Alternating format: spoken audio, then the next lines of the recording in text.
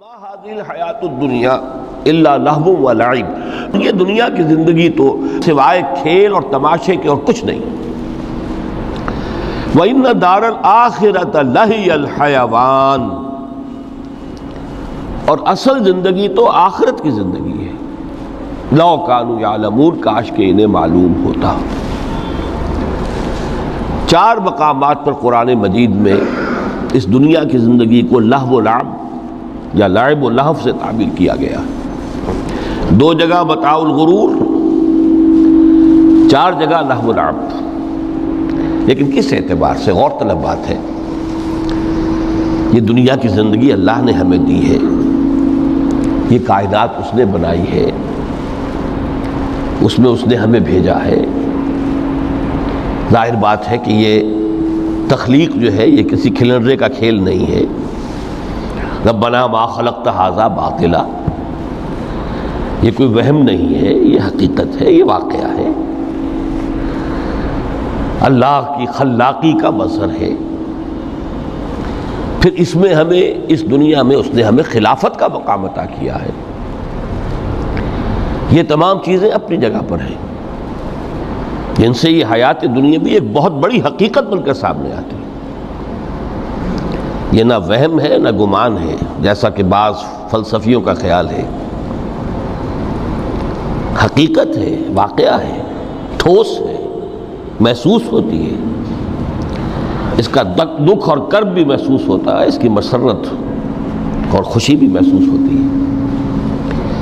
اور پھر یہ کہ ایک ایسی شے جس کے لیے اللہ تعالیٰ نے ایک خلیفہ پیدا فرمایا، انی جاعل فی الارض خلیفہ، خلافت کا یہ تاج جو ہے حضرت آدم اور ان کی نسل کے سر پر رکھا۔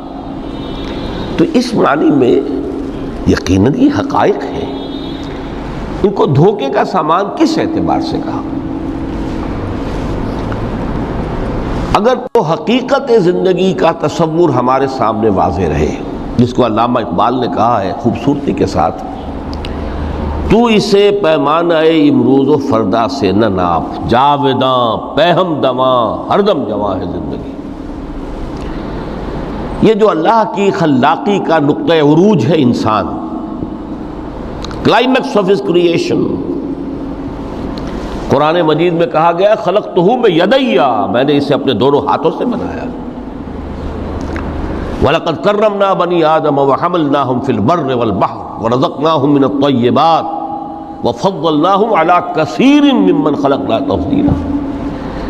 یہ اس کی شان ہے، جس کے بارے میں دو جگہ فرمایا فَإِذَا سَوَّيْتُهُ وَنَفَخْتُ فِيهِ مِن رُوحِي،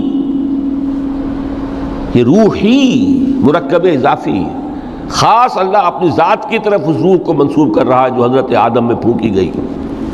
روحی، جب میں اس میں اپنی روح میں سے پھونک دوں، فَقَعُوا لَهُ سَاجِدِينَ، تو گر پڑنا اس کے سامنے سجدے میں۔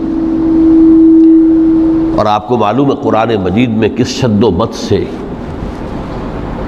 اور کس تکرار کے ساتھ یہ بات واضح کی گئی کہ تمام ملائکہ سجدے میں گر گئے، نو ایکسیپشن۔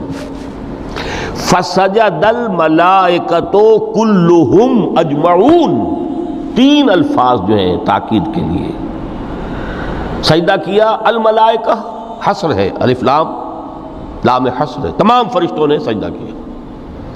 پھر کہیں تمہیں مغالطہ نہ رہ جائے کہ شاید جبرائیل نہ ہو اور بڑے نہ اسرافیل، نہیں، کلہم، سب کے سب۔ پھر مزید کہیں تمہیں شبہ نہ رہ جائے، اجمعون،